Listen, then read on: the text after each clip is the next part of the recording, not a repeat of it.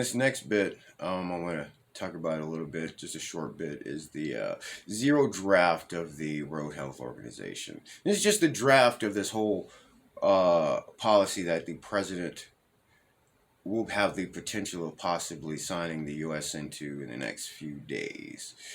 And there's a few things about it that really stood out to me the most. And I want to go ahead and pull this up. As you can see, zero draft of the WHO CA Plus for the consideration of the Intergovernmental Negotiating Body at its fourth meeting.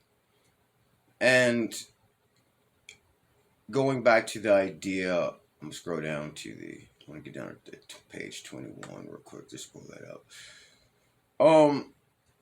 But getting to the idea of this 15-minute cities, they want to implement this, and that's the reality.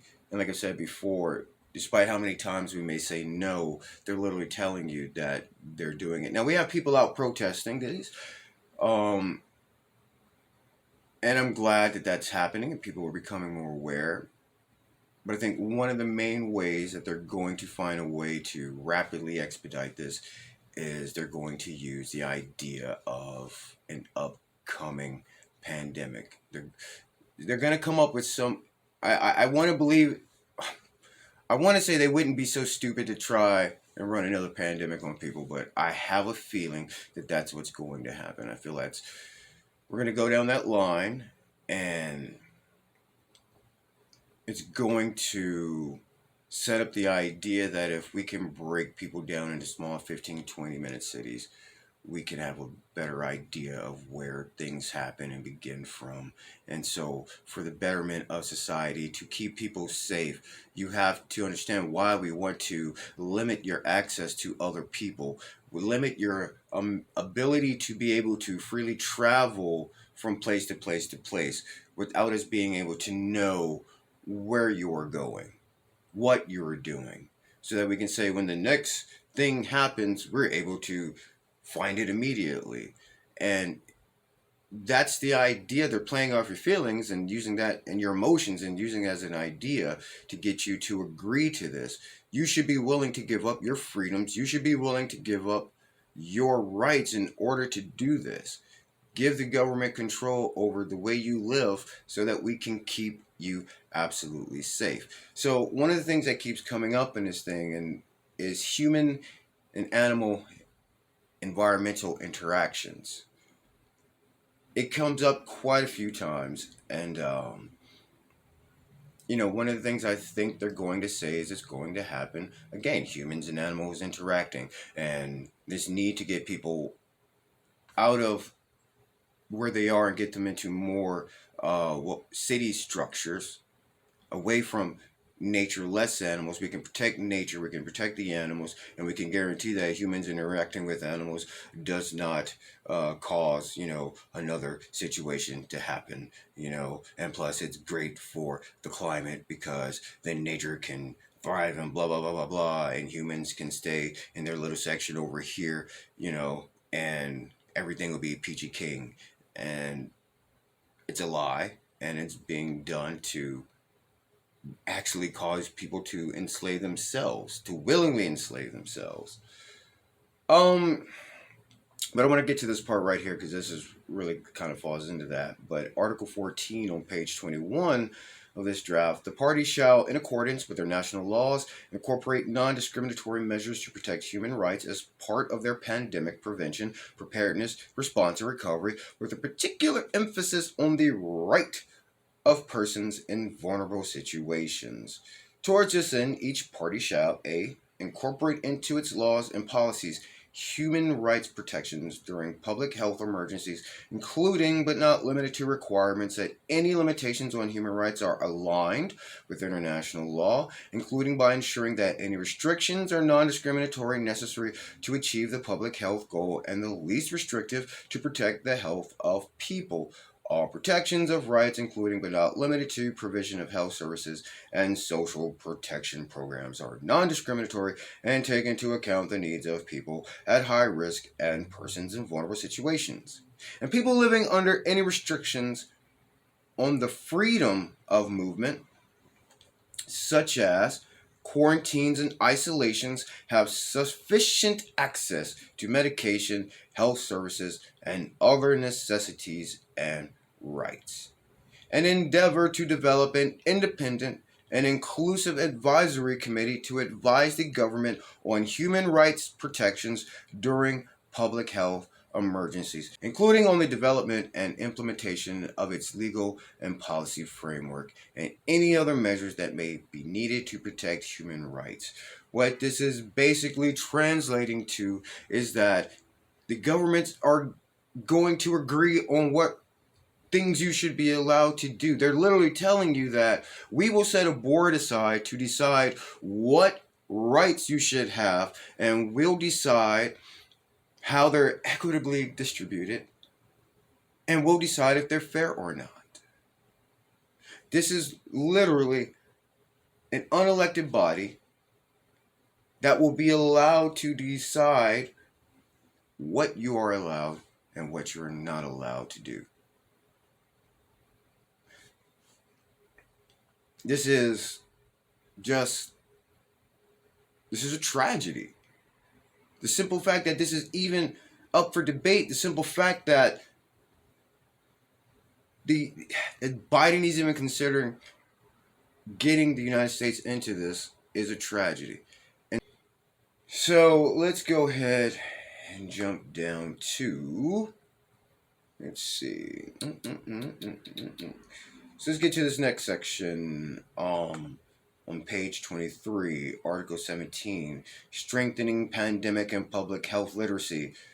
The parties commit to increase science, public health, and pandemic literacy in the population, as well as access to information on pandemics and their effects, and tackle false, misleading misinformation or disinformation, including through promotion of international cooperation that regard each party is encouraged to promote and facilitate at all appropriate levels in accordance with national laws and regulations, development and implementation of educational and public awareness programs.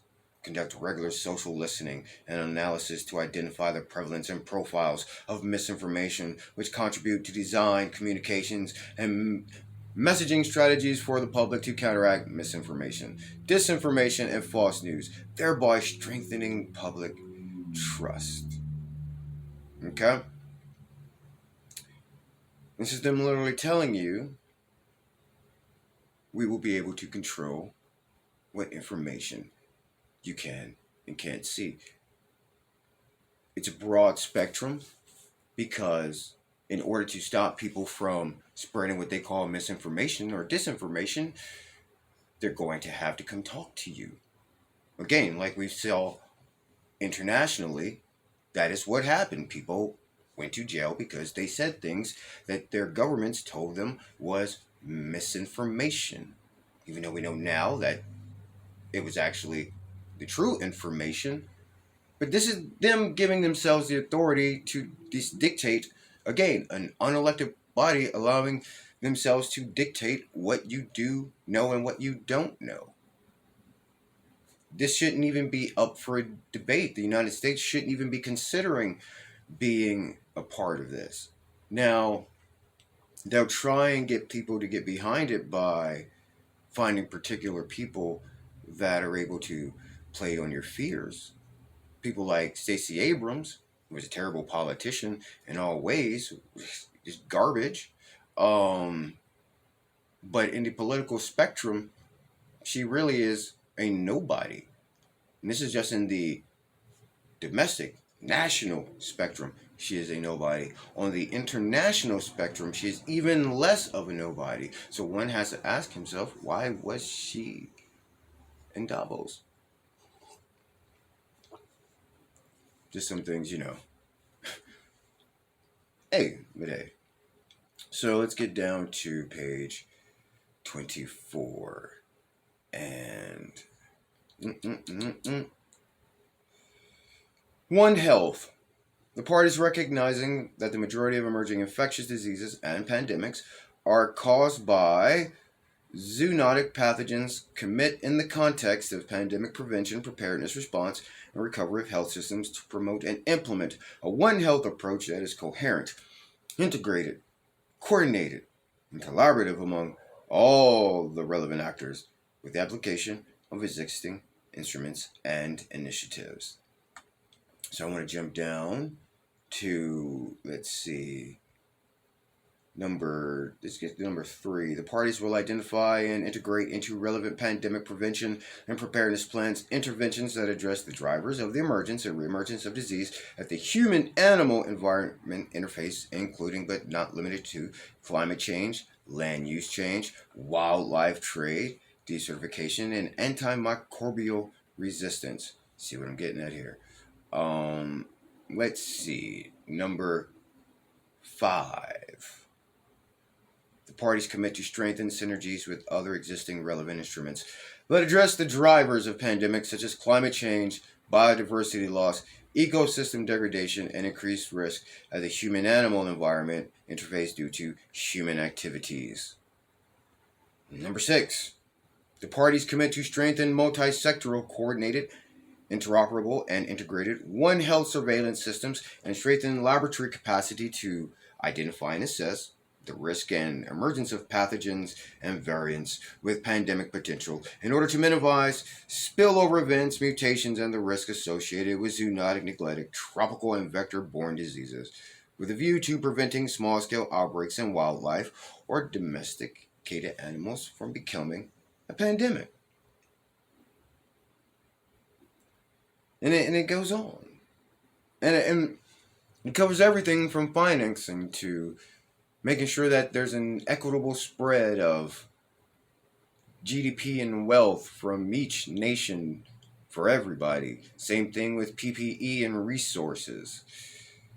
Basically, again, putting, each country that signs on to this at the behest of the World Health Organization, which is partnered with the World Economic Forum. And the World Health Organization has openly stated that they are willing to perform the duties and actions that are wanted by the World Economic Forum. So again, it's this idea of the United States entering into this agreement. It's not a matter of the idea of the U.S. forcing over sovereignty or anything like that, but in a way it does, because as long as there's an emergency, if there's something that they can classify as a type of emergency, and people think it's just disease. No. They can go beyond just disease. Whether it be food distribution, we're having a national emergency. We're having a problem with that, a pandemic.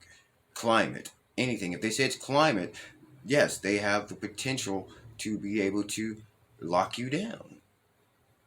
And that's, I guarantee that's going to be one of the main drivers for implementing and expediting the use of this idea of 15, 20-minute cities. People will probably, they'll probably roll it out and you won't even know it. You'll, just like when you're driving and you get a ticket in the mail because you accidentally went on the thruway, or you ran a red light or something like that, or you didn't stop long enough at a stop sign. You'll probably start getting fines, to your mobile device, which tracks you, or your electric vehicle because of that. And since modern cars are all on GPS systems, you'll probably be able to get it that way. Either way it goes, it'll start by finding you and letting you know that this has happened, because they'll pass this and you won't even know it happened. It's not going to be publicized, because if it becomes publicized and they make a big deal out of it and allow the public to speak, the public will react. So, but that's that for that, and I thank you for tuning in, and we'll catch you next time.